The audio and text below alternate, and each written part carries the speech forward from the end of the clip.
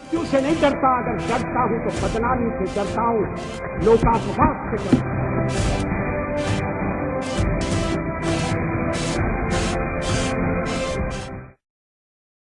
नमस्कार, आप देख रहे हैं अटल बिहारी वाजपेयी जी के जन्मदिन पर खास पेशकश और मैं हूं आपके साथ कंचन सिंह।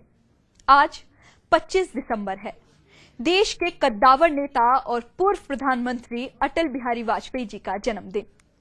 वाजपेयी जी जब तक सियासत में रहे, सियासत से ऊपर रहे। पार्टी ही नहीं, विपक्ष भी इनका मुरीद रहा। अटल जी आज 92 साल के हो गए हैं।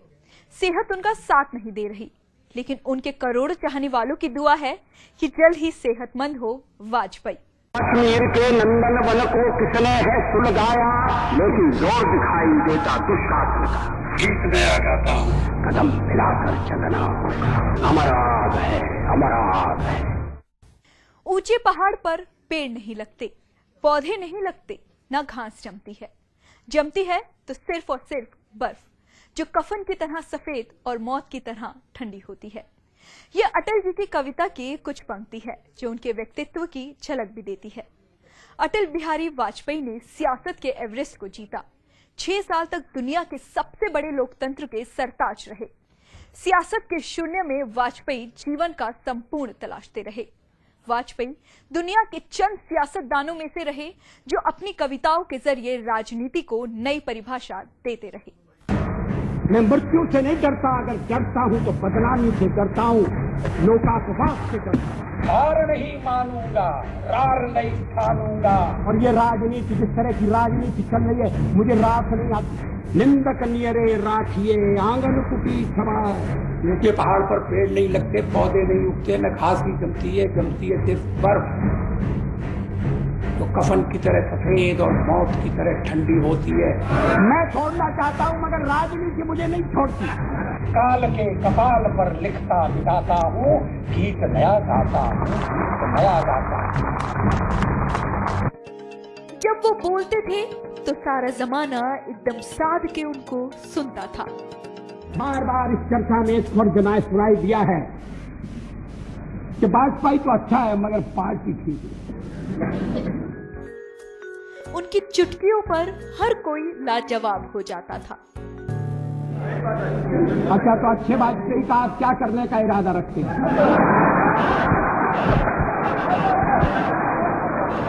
सियासत की काली कोठरी में 5 दशक बिताने के बाद भी उनके दामन पर कभी भी कोई भी दाग नहीं लगा। अभी थोड़ी देर पहले मैंने उल्लेख किया कि मैं 40 साल से सदन का सदस्य हूं। सदस्यों ने मेरा व्यवहार देखा है, मेरा आचरण, जिन्होंने कभी अपने सिद्धांतों से समझौता नहीं किया। लेकिन पार्टी तोड़कर सत्ता के लिए नया गठबंधन करके अगर सत्ता हाथ में आती है तो मैं ऐसी सत्ता को चिमटे से भी छूना पसंद नहीं करता। राजनीति के अखाड़े के महायोद्धा, लेकिन दिल से एक भावुक कवि। उजियारे में, अंधकार में, कलकठार में, बीच धार में, घोर घड़ा में, भूत प्यार में, क्षणिक जीत में, दीर्घहार में, जीवन के शत आकर्षक अरमानों को जलना होगा, कदम मिलाकर चलना होगा। सम्मुख फैला अमर ध्येय पथ, सम्मुख फैला अमर ध्येय पथ, प्रगति चिरंतन कैसी इतिहत, सुस्मित हर्षित कैसे समचक, असफल सफल समान मनोरथ, सब कुछ देकर कुछ न मांगते, पावक बनकर ढलना होगा, कदम मिलाकर चलना होगा। जिनकी रग रग में बसती है बड़प्पन की खुशबू। जो जितना ऊंचा उतना ही एकाकी होता है, हर भार को स्वयं ही ढोता है, चेहरे पर मुस्कान चिपका, मन ही मन रोता है। मेरे प्रभु, मुझे इतनी ऊंचाई कभी मत देना, गैरों को गले न लगा सकूं, इतनी रुखाई कभी मत देना। अटल बिहारी वाजपेयी, सबसे जुदा किरदार, सबसे जुदा अंदाज। सत्ता के कमोवेश 6 साल और सियासत के करीब 5 दशक विपक्ष में रहे तो सत्ता पक्ष ने भी आदर किया। सत्ता में रहे तो विपक्ष ने पूरा सम्मान दिया। निंदक नियरे राखिए आंगन कुटी छवाए। अगर निंदक रहेगा तो बिना साबुन और पानी के सफाई करता रहे। दलगत राजनीति से ऊपर रही अटल जी की शख्सियत, जहां उनकी पार्टी के दुर्विरोधी ने भी उनके आगे सिर झुकाया। पक्ष हो या विपक्ष, सभी उनके कायल रहे हैं। जब जब कभी आवश्यकता पड़ी, संकटों के निराकरण में हमने उस समय की सरकार की मदद की है। उस समय के प्रधानमंत्री नरसिंह राव जी ने भारत का पक्ष रखने के लिए मुझे विरोधी दल के नेता के नाते जेनेवा भेजा था, और पाकिस्तानी उसे देखकर चमत्कृत रह गए। उन्होंने कहा कि ये कहां से आए? अटल जी ने सत्ता से नहीं, हमेशा सिद्धांतों की राजनीति की। जोड़ तोड़ की राजनीति उनकी फितरत में नहीं थी। और ये राजनीति, जिस तरह की राजनीति चल रही है, मुझे रास नहीं आती। राजनीतिक फायदे से ज्यादा उन्हें देश की चिंता सता रही थी। सत्ता का खेल तो चलेगा, सरकारें आएंगी जाएंगी, पार्टियां बनेगी बिगड़ेंगी, मगर ये देश रहना चाहिए, इस देश का लोकतंत्र अमर रहना चाहिए। भारतीय राजनीति में अटल जी की जो जगह है, वहां पहुंचना किसी के लिए भी बस एक ख्वाब हो सकता है। उनकी सत्ता कुर्सी के इर्द गिर्द सिमटने वाली नहीं है। वो तो हर हिंदुस्तानी के दिलों पर राज करते हैं। उम्र के इस नाजुक मोड़ पर सेहत उनका साथ नहीं दे रही है। सत्ता के बियाबान में हमेशा दहाड़ने वाले इस शेर का बिस्तर पे यूं पड़ जाना उनके करोड़ों चाहने वालों के दिल को कचोट जाता है। हर देशवासी चाहता है उनकी सेहत अच्छी हो, उनके लिए दुआ भी करता है वो स्वस्थ हो जाए। वो लोगों के बीच एक बार फिर आए, फिर कुछ बोले, फिर कुछ सुने, फिर कुछ सुनाए। जूझने का मेरा कोई इरादा न था, जूझने का मेरा कोई इरादा न था, मोड़ पर मिलेंगे इसका वादा न था। रास्ता रोककर खड़ी हो गई, ये लगा जिंदगी से बड़ी हो गई। मौत जिंदगी से बड़ी कैसे हो सकती? ओके इंडिया के लिए कंचन सिंह की रिपोर्ट। वाजपेयी जी के बोलने का अंदाज, हाथ हिला के बोलने की उनकी अदा और उनका हाजिर जवाबी, पूरी दुनिया उनकी कायल है। उनसे जुड़े लोगों के पास तो उनके किस्से ही किस्से हैं। अपने राजनीतिक जीवन में हंसी ठिठोले में गंभीर से गंभीर बात कह जाते थे वाजपेयी। जब तक सेहत ने साथ दिया तो वाजपेयी ने अपने शौक से समझौता नहीं किया। लखदख कपड़े, स्टाइल में सवरे बाल और हाँ, खाने पीने के उनके शौक के बारे में तो क्या ही कहने। पाकिस्तान की स्थिति आत्मबर्दारी की है और पाकिस्तान को आत्मबर्दार हटाना होगा। ये ठीक है कि हम शांति से मामला हल करना चाहते हैं। शांति का मतलब कमजोरी नहीं है। सियासत में जब नेताओं के भाषण की बात आती है तो सामने बस अटल जी का चेहरा ही उभरता है। हाथ में भारत का संविधान और दूसरे में समता का निशान लेकर मैदान में कूदेंगे और जूझेंगे। बोलने का निराला अंदाज है उनका। जब वो बोलते हैं तो उनका पूरा तन उनकी मन की बात के साथ साथ होता है। अपने ही अंदाज में हाथ हिलाते हैं, सिर को बड़ी अदा से झटकते हैं। भाषण के बीच में उनकी चुटकियां तो अनोखी होती हैं। मैंने एक बार पंडित जी से कह दिया था कि आपका एक मिला जुला व्यक्तित्व है और आप में चर्चिल भी है और चैम्बरलेन भी है। वो नाराज नहीं हुए। शाम को किसी बैंक्वेट में मुलाकात हो गई और उन्होंने कहा आज तो बड़ा जोरदार भाषण दिया है और हंसते हुए चले गए। कभी कभी तो थोड़ा कहा, ज्यादा समझना। कहाँ किनारा है, कौन सा ठिकाना मिलेगा, इसका भरोसा नहीं। मगर अंतःकरण में एक संकल्प, मैं पराधीनता स्वीकार नहीं करूंगा। पत्रकारों से बातचीत के दौरान वाजपेयी जी अक्सर चुटकुलेबाजी शुरू कर देते थे। आप चीफ मिनिस्टर को बचाने आए या भाजपा की सरकार को बचाने आए? हम तो आपके सवालों से अपने को बचाने के लिए। एक कवि हृदय के नेता हैं अटल जी। ओ नादान पड़ोसी अपनी आंखें खोलो, आजादी अनमोल न इसका मोल लगाओ। यही वजह है कि दिल के मसलों के साथ साथ सियासी मसलों पर भी कविता बन जाती थी। प्रधानमंत्री बनते समय कोई मेरा हृदय आनंद से उछलने लगा, ऐसा नहीं हुआ। और सब कुछ छोड़ छाड़ कर जब चला जाऊंगा तब भी मेरे मन में किसी तरह की म्लानता होगी, ऐसा आप मत समझिए। देखिए तो जरा, पाकिस्तान पर अमेरिकी मदद पर अटल जी ने अपनी कविता के जरिए कैसे तंज कसे। कश्मीर कभी हथिया लोगे ये मत समझो, हमलों से अत्याचारों से संहारों से भारत का शीश झुका लोगे ये मत समझो। प्रधानमंत्री बनने के बाद भी उनका अंदर का कवि सोया नहीं। जब भी मौका मिला तो उन्होंने पूरी महफिल लूट ली। देशपांडे जी की तरह से नास्तिक नहीं हूं, मगर उनकी नास्तिकता में भी जो आस्तिकता है मैं उसका आदर करता हूं, उसका सम्मान करता हूं। अटल जी के भीतर बैठा कवि उन्हें सियासत से दूर ले जाना चाहता था, लेकिन क्या करें, सियासत और वाजपेयी एक दूसरे के प्राय बन चुके थे। सियासत जब कवि अटल के दिल में चोट करती थी तो अपनी कविता के अल्फाजों को ही बदल देते थे। बार बार इस चर्चा में स्वर जमाए सुनाई दिया है कि वाजपेयी तो अच्छा है मगर पार्टी ठीक। वो जानते थे कि सियासत का सफर उनकी ताकत तक है, लेकिन कविता का साथ तो उनकी सांस तक है। अटल बिहारी वाजपेयी मूल्य और सिद्धांतों के सियासत के आखिरी स्तंभों में से एक हैं। साल से सदन का सदस्यों ने मेरा व्यवहार देखा है, मेरा आचरण देखा है। कई पीढ़ियों की पसंद है अटल बिहारी वाजपेयी।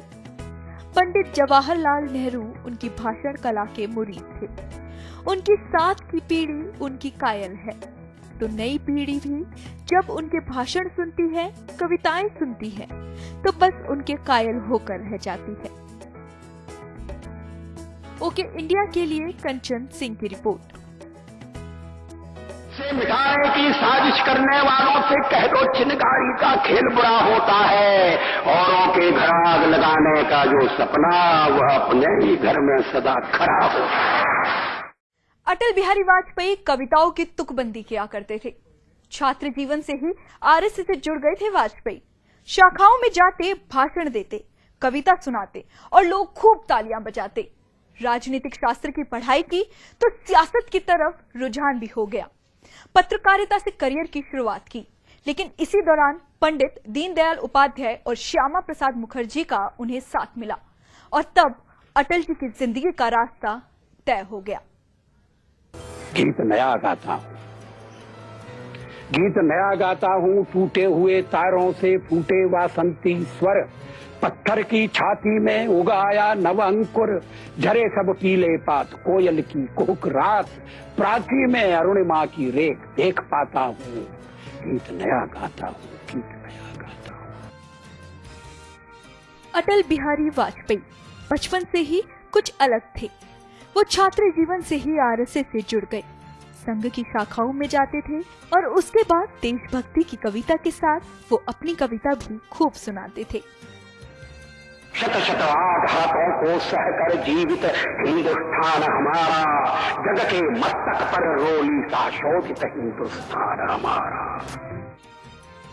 ग्वालियर के विक्टोरिया कॉलेज से बीए और कानपुर के डीएवी कॉलेज से राजनीति शास्त्र में एमए किया। चुनावी राजनीति में भी उन्होंने खूब हिस्सा लिया। वाजपेयी जी ने पत्रकारिता को अपना करियर चुना। राष्ट्रवादी विचारधाराओं वाली पत्रिका पांचजन्य, राष्ट्रधर्म, दैनिक स्वदेश और वीर अर्जुन का उन्होंने संपादन भी किया। लेकिन वाजपेयी जी की बोलने की असाधारण क्षमता के किस्से डॉक्टर श्यामा प्रसाद मुखर्जी और पंडित दीनदयाल उपाध्याय तक पहुंचे। इन दोनों से मुलाकात के बाद वाजपेयी जी ने राजनीति में कदम रखा और 1951 में भारतीय जनसंघ के सदस्य बने।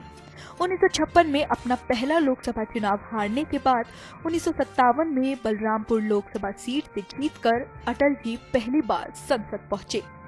फिर तो पूरी दुनिया उनके भाषण की मुरीद हो गई। और गणित से इतिहास नया लिखना है, अब शोणित से इतिहास नया लिखना है, बलिपथ पर निर्भय पांव आज रखना है। आओ खंडित भारत के वासी आओ, कश्मीर बुलाता त्याग उदासी आओ। संगठता मत कल्लड़ का काव्य जगाता, जम्मू का कणकण त्राहि त्राहि चिल्लाता। लो सुनो शहीदों की पुकार आती है, अत्याचारी की सत्ता थर्राती। लो सुनो शहीदों की पुकार आती है, अत्याचारी की सत्ता थर्राती।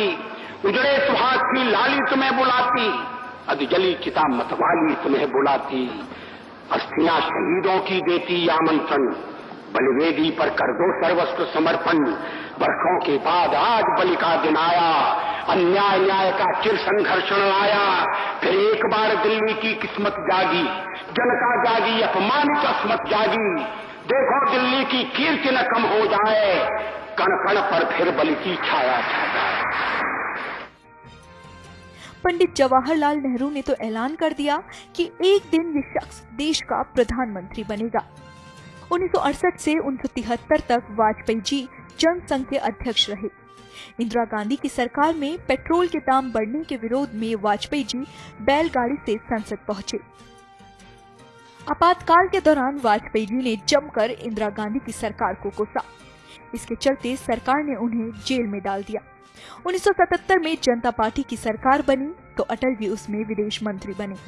संयुक्त राष्ट्र अधिवेशन में वाजपेयी जी ने हिंदी में भाषण देकर पूरी दुनिया को दंग कर दिया।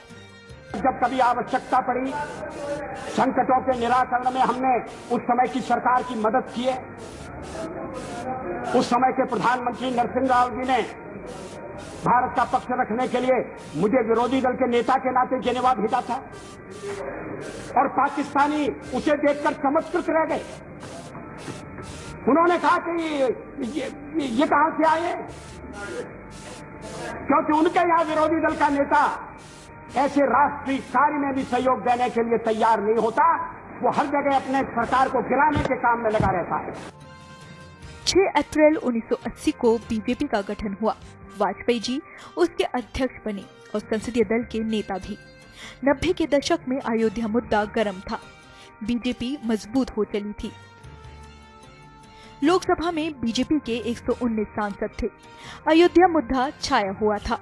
अयोध्या में कार सेवकों का हुजूम जमा था। अटल बिहारी वाजपेयी कट्टरता के समर्थक नहीं थे, लेकिन सवाल पार्टी हित का था। लिहाजा अटल ने वो ही कहा जो पार्टी चाहती थी। 6 दिसंबर 1952 को कार सेवकों ने विवादित ढांचे को गिरा दिया। देश की धर्मनिरपेक्षता तार-तार हो गई। वाजपेयी ने पार्टी लाइन के खिलाफ जाकर इस विध्वंस की निंदा कर डाली। वाजपेयी का कद और ऊंचा होता चला गया। 1996 में जब प्रधानमंत्री पद की उम्मीदवारी की बात आई तो पार्टी ने वाजपेयी जी का नाम आगे कर दिया। 16 मई 1996 ये वो तारीख थी जब अटल बिहारी वाजपेयी प्रधानमंत्री बने। लेकिन बहुमत के अभाव में 13 दिनों में ही ये सरकार गिर गई। सरकार तो गिरी, लेकिन संसद में जिसने भी अटल जी का भाषण सुना उन सब के दिल में उतर गए वाजपेयी। ओके इंडिया के लिए कंचन सिंह की रिपोर्ट। गीत नया गाता हूँ, गीत नया गाता हूँ, टूटे हुए तारों से फूटे वासंती स्वर, पत्थर की छाती में उगाया नव अंकुर, झरे सब कीले पात, कोयल की कुहुक रात, प्राची में अरुणिमा की रेख देख पाता हूँ, गीत नया गाता हूँ। अटल जी अच्छे हैं, पार्टी बुरी है, तो अब अच्छे अटल जी के लिए क्या करने जा रहे हैं? 31 मई 1996 को अपनी सरकार के विश्वास मत के दौरान ये सवाल अटल जी ने पूरी संसद से पूछा था। उस वक्त उनकी सरकार गिर गई थी, लेकिन जब मजबूत सरकार बनी तो वाजपेयी ने दिखा दिया कि अच्छे अटल जी के मायने क्या हैं।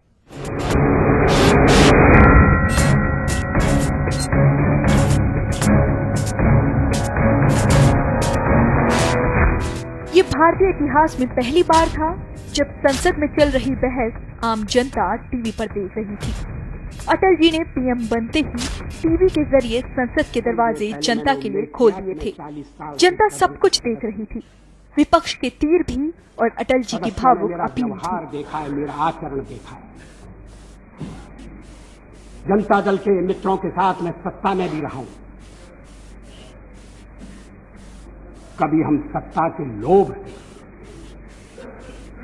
गलत काम करने के लिए तैयार हैं। इसके बाद यूनाइटेड फ्रंट की 2 सरकारें आईं और चली गईं। 1998 में देश एक बार फिर आम चुनावों का सामना कर रहा था। अटल जी की अगुवाई में बीजेपी का परचम एक बार फिर लहराया। बीजेपी ने 182 सीटें जीती, 13 दलों का साथ मिला और 19 मार्च 1998 को अटल जी दोबारा देश के प्रधानमंत्री बने। सत्ता में आने के 1 महीने के भीतर 11 मई 1998 को अटल जी की सरकार ने पोखरण में 5 परमाणु विस्फोट करके अटल इरादों की झलक दिखला दी।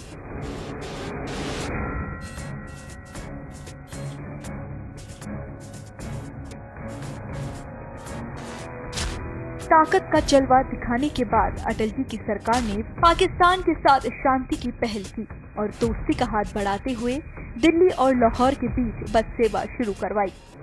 बस में वो खुद लाहौर पहुंचे, लेकिन इस बीच एनडीए की सहयोगी पार्टी AIADMK ने वाजपेयी सरकार से समर्थन वापस ले लिया। ऐन वक्त पर मायावती ने पाला बदला और महज 1 वोट से गिर गई 13 महीने पुरानी अटल सरकार। अटल जी देश के कार्यकारी प्रधानमंत्री बने रहे। इसी दौरान पाकिस्तान ने विश्वासघात किया।